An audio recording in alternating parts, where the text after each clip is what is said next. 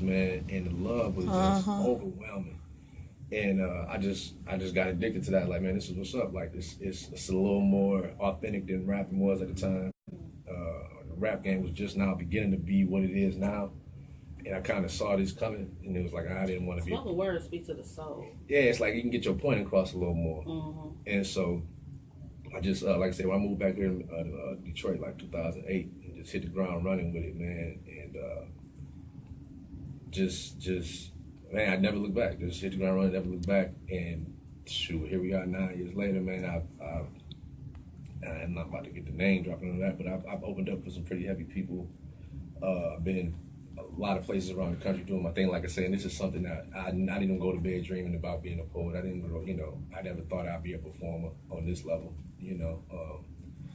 and it's just the way the creator, is the best planner, man. In a way, it just ended up being the way it is. And I just followed the plan, followed the road, didn't quit when it got hard, when I was getting booked for shows where there's 2 people in the crowd, I never let that discourage me. Getting messed over on my money. That make the grind hard, right? Yeah, getting promised money that ain't there, and working pro bono, as we call it. Indeed, sir. Never let any of that discourage, because it was more so about the love. I grew to love this thing, and became your mistress. I became my wife. Yeah. You know what I'm saying? Like this. We the mistresses. Poetry and the music be that day. Became it, everything, What you got coming up next, Joe? I got the erotic show October 21st, Solitis Productions. We go to Columbus, October 6th. I'll be in Orlando, the 20th. I know I forget something. But just trying to stay busy, man. Just hitting the road. I kind of be laying low for the past. Well, really, last year I took all last year off for real. And so I just tried to hit 2017 running, and stay as busy as possible. So like those are 3 things I got immediately coming that I can pick up off head. But I mean, just to answer your question, man, like I'm an artist. Poetry is what I do. But I'm an artist. I can MC, I can host, I act. It's just that poetry. It's just what I do. But I'm an artist. That is my brand, my gift. That's very intense and whatnot. Basically, you weren't expecting all that from you. Right, like basketball player, football, and his body cracked or whatever. And I can't with you right now. Arthritis in his left toe, and then he just gave up. He gonna try to push that quick. Right. Then he started rapping. He was like, "Man, rapping not really paying the bills, so let me be a poet." Rapping and poet go hand in hand. So roses are red, violence is blue. If I ever heard my bro say that, I would die. He definitely took the easy way out the hood. As we will always say. Do you have a website in any way, any social media that we can contact you on? And my next question is, when you do all your shows, I know us as artists, we get really creative, and we just have to take a minute just to sit back and view society, view our personal life, and the experience that we have encountered in our life or in our past, and that will give us inspiration. So my next question, after the social media question, where do your inspiration come from when you do shows and you write your poems and stuff like that and all of that? Where do it come from? Okay, well, to answer the first question, you can reach me at Juhal. That's pretty much the tag for everything: Facebook, Instagram, email juliusronhall@gmail. But like I say, Juhal, you Google Juhal, and I ain't about to, Ain't it that way you can Google? See? Google me, baby. Like, he just said it so humbly, basically, just Google. But it mean a lot to be able to say that now. It took a long time to be able to say Google. Yeah, I had to hear myself say it to really feel myself. Like, it's just the easiest way to do it. Like, I'm on Facebook, Instagram. I really don't. I fell off Twitter. Like, I ain't really up on the social media. Just connect like the Twitter to the Facebook. Then you still relevant. Okay. But you ain't trying to manage 2 platforms. Okay. But we got work, man. Me and my man's Black. I forgot to even shoot that shameless plug, man. I'm part of a group, Black Jew. That's right. Shouts out to my man Black Smith. We got an album out that's on CD Baby, Amazon, Poetry, Politics, and Pistols. We're currently working on the second one. Now to the inspiration side, when I'm writing, I mean, you can turn on the TV, man, and find inspiration about writing. It's all kind of material out here, especially these days, especially what we're going through as black people. Just to tell you, man, D.S. probably can co-sign a little bit too. Like I am more of a socially conscious poet. I am raging against the machine, so to speak. Absolutely. I'm along the lines of Public Enemy and Dead Prayers and those kind of cats. Okay. Yeah. So my inspiration is I can just look out the window, man, and find it. I mean, I just got pulled over the other day, and I cannot wait to address that situation on paper. You know what I'm saying? So it's like all kind of stuff. You know, it's everyday life is just inspiration as far as writing. As far as performing, it's the and I not to sound cliche, but the fear of failure, man. Like the fear of having a bad show motivates me. You know what I'm saying? So I over prepare. I make sure that I rehearse. I make sure I got my pieces down. Now open mic's a little different. You know Right. what I'm saying? It's just integrity, and that's a whole different Murder every time. and then, like I said, sometimes, it just don't. I don't be as focused at open mics, but a show, you're gonna get 100%, man. And it's about. It's just really fear, man. The fear of failure, the fear of failing, the fear of having a bad show. So like over prepare, make sure that, and then like I say, if I know that I'm prepared and I got my pieces down, and I didn't rehearse it, I know I got everything together. And that's a great. No matter how it's received, I know that's a great show for me. You know what I mean? So my motivation is like I say, the fear of failing and preparing, being prepared is what motivates me.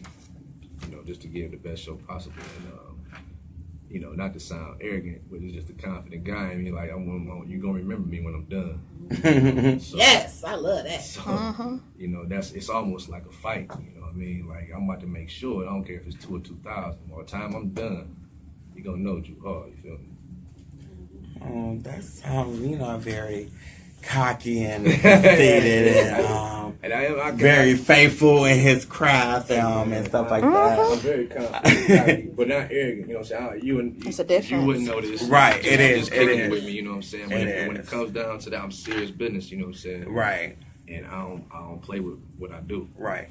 And I think a lot of things, it goes back to us being an artist. Like, you have to be your biggest supporter. Like, literally, like, you cannot let nobody, and when I say nobody, I mean nobody, dictate what you do or take credit in what you have accomplished and where you're going in life, because a lot of that right there, if you're indecisive about your decisions, about any move you make in your life, that means you have no faith in you, your craft, or your dream.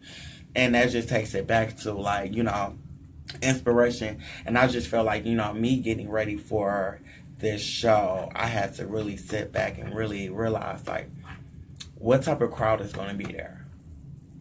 Like you can do a show and you can have your own box, and your box will be phenomenal. But will that box fit in with the crowd that's in the audience that you're doing a show with? And so I really thought like long and hard about it. I'm like, it's at a studio, Electric Studios, and I'm like, I've been to the studio before, and it's really like artsy, like really dope, and like really entertaining. And I was like, how can I do a segment that will make people remember J-Rock Styles? Mm-hmm. And I got inspiration, and I don't know if anybody else got inspiration. Use this as an example. I got inspirations, and I started watching my 3 favorite movies, which is, don't judge me, Bring It On, Stump the Yard, and Drumline. I read that post. I was like, what?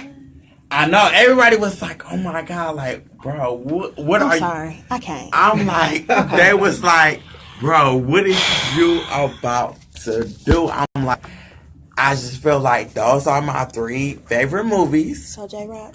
Yes.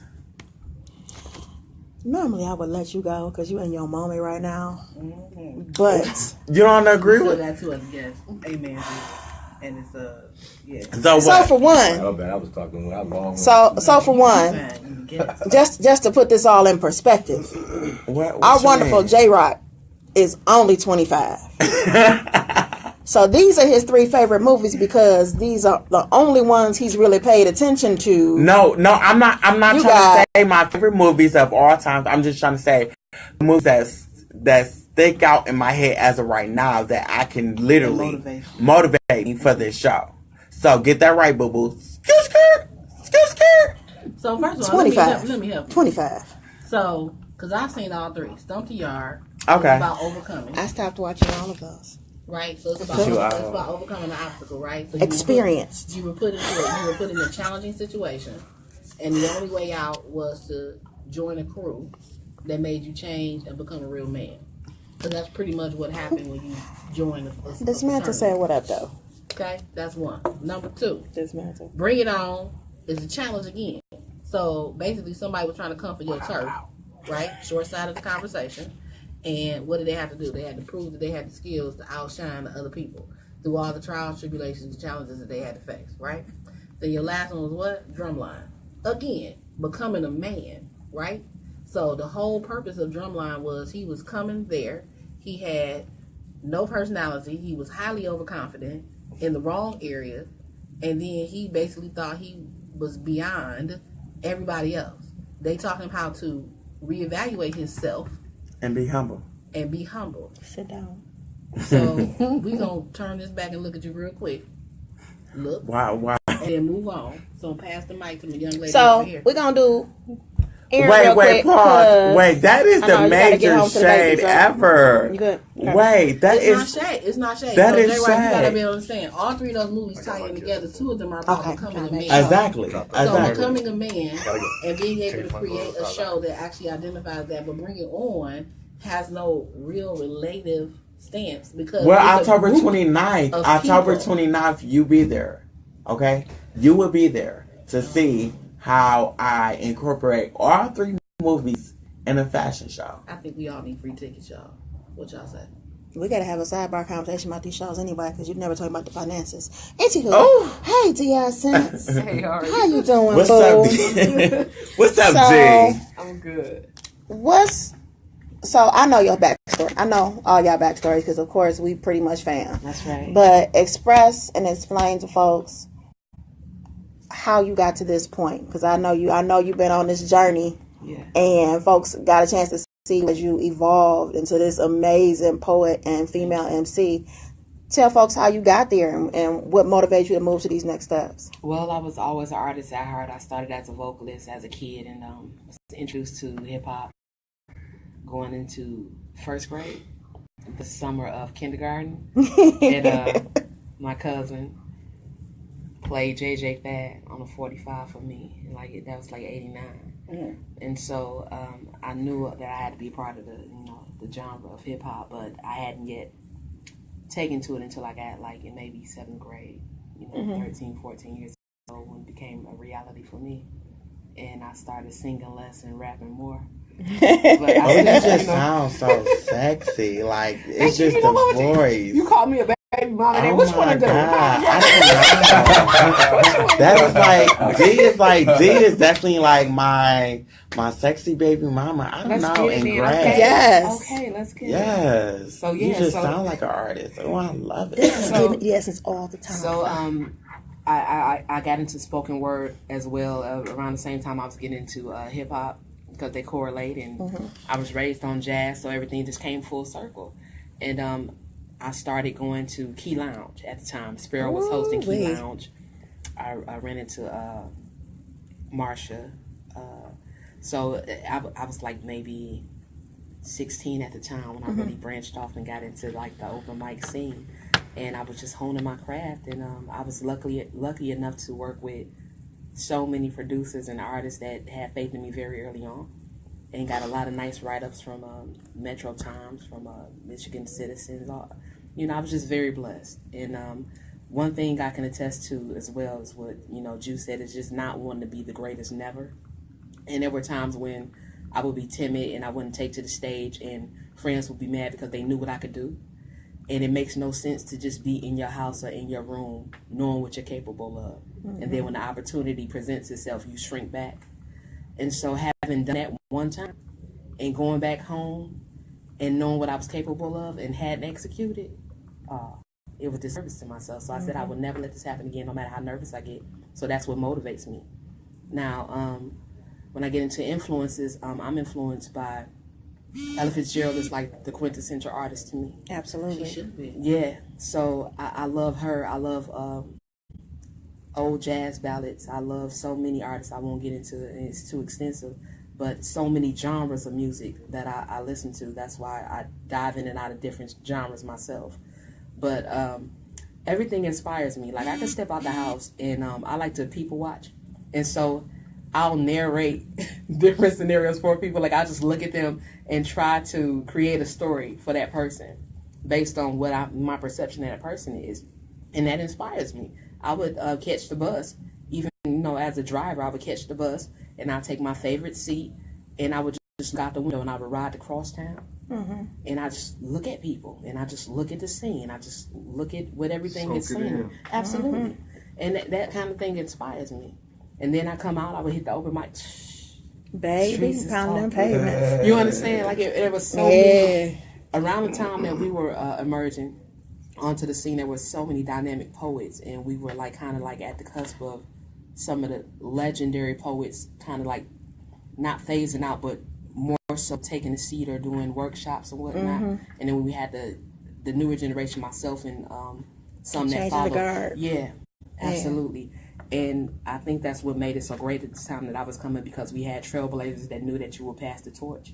And that's what I like to do too. I think it's a detriment to any genre of music when we're scared to pass the torch. Absolutely. It's just about who you pass it to. Don't be scared to pass it. Just know when it's time to sit down. It doesn't mean that you give it's it your up. season. Yeah. It doesn't, It's your season. It doesn't mean you give it up. It just means that you're mutable and you're changing into something else. Like I'm water, so sometimes it's cold and it's solid. Then other times I'm mutable and I'm flowing. Yeah. So that's what I look at it as, and I was lucky enough to have those experiences within the scene. So all of that was inspiration. And where you can find me at, I'm Deidre D.S.SENSE on Facebook, D.S.SENSE on Instagram and Twitter. You can find me on Bandcamp, some things. You can find me on YouTube. You can find me in so many articles. Like Ju said, Google it. I don't do a great job of policing my work. And it's funny you guys talk about management, and one of my youth actually told me last night, because I work with at-risk youth at the Ruth Ellis Center, LGBTQ youth, and so I work with them, and one of my youth said, you know what, Deidre, you can't do everything.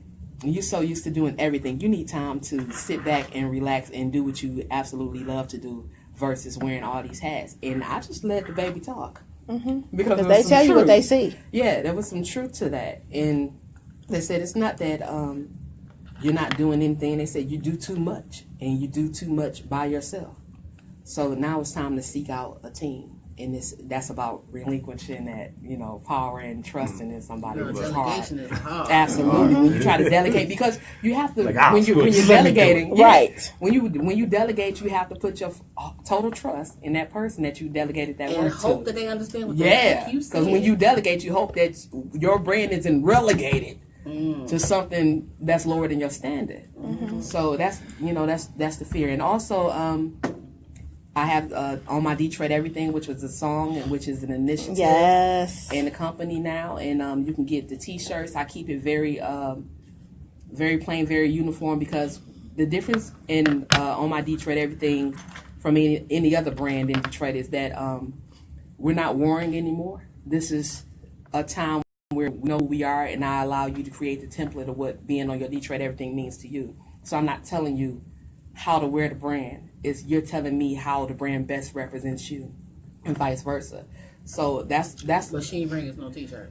I got Right. they out here, but I don't know if I got. She advertising, but she didn't bring. But us but you see, like you got the Right. cookies in the car.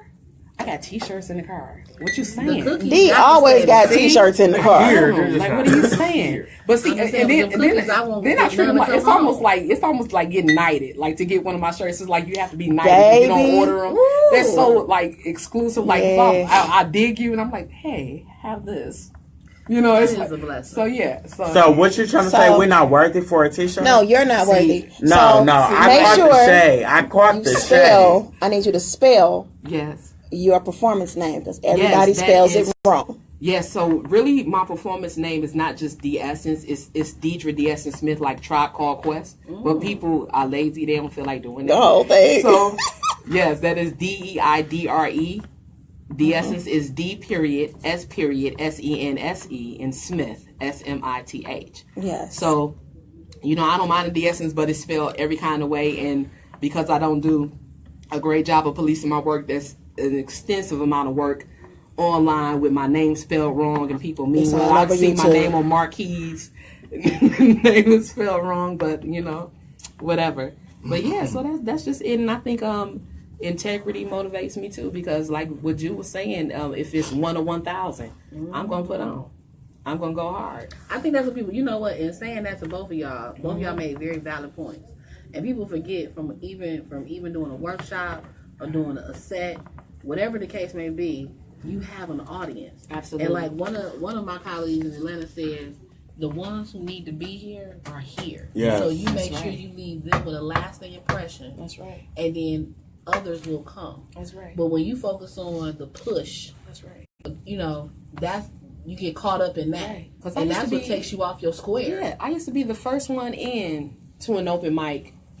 Last one to get caught. They would literally literally skip my name. Like I would be the first one. How many times? But because I wasn't known, Yeah. they would skip it. Like I could remember going to Alvin's at the time, and I was too young to get in there. Like and I was gonna tell them myself, Baby. but I was too young to get in there. But I would go, and I would sign my name, and I would be there like an hour ahead of time before any crowd, and they wouldn't call my name until everybody had left, and they said, "Oh, wait, is it they say Deidre or Deidre?" Because I was just going by Deidre Smith, and I would raise my hand. I would say that's Deidre, and there would be the bus boys. That's it. And I would get up there And with rock the it same fervor that I would have for a large crowd. And I would look at those bus boys sit their cups down and have a seat and stop doing their job just to hear that performance. That's And makes that's a what, difference. yeah, absolutely. Absolutely. So, Both of y'all touched on that. I mean, like seriously, people. That's part of your stripes. You gotta earn that. You know? That's So we were about to go to commercial, but I need Aaron to get started because people don't It understand. was too- either way. Come on with there. Y'all gonna have to wait. Would you So, just hold on? I need No, y'all to. yeah, that's yeah, I mean that's people can part of, understand. we all gotta earn our keep, you know. And look, some are gonna surpass. You know, the right doors are gonna open, the right people you're gonna meet, you're gonna have the right je ne sais quoi, whatever it is. And some people are just gonna go to the top quickly. You know, but other times So you need to tell us your how motivation. you got all this together. I'm still trying to figure it out. This one be singing. Y'all don't even understand. He be singing. J Rock still trying to get all of them to like come together and do some type of something. I mean, I was just trying. I want to hear some poetry. I want to hear some So- 8 bars or So, whatever. so wait, no. 16. So, unfortunately, these my people. Don't none of them work for free. So at least pull out $1 per person. right, you got to pass. You gotta at least give him Excuse $1. me, like I mean, In real life. in real life, I mean, can y'all hit that 16 bars for me? 16 I'll give you bars this. gonna cost about That's a lot. Wow. That's it. That's all you got. That's it. That's it. First Or one's you can free. check them out on YouTube and make sure they get There you views and go. watch their whole video. correct. And I mean, share I'm it. gonna do. I want to hear it live The streets- before the streets is talking. before I even waste my not waste, Ooh, did he but say- 12 He was about to like really get it. Did y'all see the 12% of my battery. Hey, I got Did you see me right Right, there? come on, D. Ready. Come on, D. All right. you will never waste your Girl, I'm about to put his hair out for real. Boy, bye. Points and commas. Boy, Points and I'll commas. tell you what. We on break. Listen. We on If break. you get some of our bars and you're not impressed, don't check us out. But if you are impressed, you need to buy our merchandise or something I'm to a show your support. appreciation. Because Give it to me. Like Give it in to me, real give it life. to me. because Give it to me. I guarantee you won't be disappointed. I need to. Y'all need to hear something from me because. What's your bank account look like? Look at my negative 0.0 whatever. Most you of know us what are I'm two saying? missing paychecks from being homeless. 2. Why you 2? Boy, bye. Like a half of one. Hello. You be at DTE talking about, see what had happened was. Right. Where you going? Can I get a payment arrangement, please? So, Aaron, Yes. what got you to this point? You know, I know the backstory, but tell folks how you got to where you are in your music career, as well as just you and deciding to do your own business and do you. Well, even since a young blood, my father was a preacher growing up, so I could sing before I could even read. He'd whisper the words, the phrases to me, and I'd sing them to the melody, and he recognized that I was actually on pitch. And my father sings too. He's he's never trained in anything, but he's kind of got a country style. But small church in Lansing. I grew up in Lansing originally, and I just remember seeing Dad in front of people, and he'd sing, and then they'd pull a chair up to the pulpit, and I'd sing to Ray Boltz or something, some old gospel stuff, Gaithers or whatever. And then I was blessed enough to have a choral director in high school. Our school was known for choral music. And, so at a young age, 15, 16, 17 years old, for her to be able to get a group of young kids to actually make music and for it to move you where time stops and the hair stands up on your neck and you have a moment of musicality, that sparked it in me at an early age. And then I was winning competitions, and they said, hey, man, you can go to school for this. Otherwise, I'd have probably been swinging a hammer or something. So I went to school for classical music. I sang opera, got my bachelor's in music, vocal performance, and was on scholarship for graduate school at U of M. Throughout that process, the age that we are, I feel that we are part of, or will be part of, and are part of an era of hip hop. This will go down just like the Renaissance period or medieval times. This will go down as a hip hop era. Yeah. So if 80s, 90s babies, even 70s, late 70s, it's a part of our time. That's probably what we do. So I've always loved R&B. I've always loved hip hop. From Nate Dogg to Uncle Sam, whatever. So in college, I did it. I was always doing hooks for rappers, and I put an album together in '01. Never really did nothing with it except for my local college scene, doing shows. You can always repurpose. No, it's still around. It's still out good. there. It's good writing. And then I kind of shied away from classical music and all music. I was getting married. I then went to leading worship at church, and that's how I was getting that fix in. And then I got divorced, and I said, okay, life changes. You have this vision set out. That stopped. So everything you thought you had planned, now reevaluate. So then I got back in the music scene, and I had moved into Metro Detroit area. I was living in Wayne at that time. And a buddy of mine had heard some of my college stuff. He was like, yo, I never knew you did music. So he had known some cats. He knew Paradigm. I don't know if you're familiar. That's Kid Rock's DJ. So he introduced me to him. I laid a track for him right off the rip. And those doors just started getting nods from people and more hooks. And then I met Tony Green, started singing for him. I've been his lead singer for almost 4 years now. And you just keep knocking on doors and you just keep creating. On the classical side, I wasn't part of the creation process.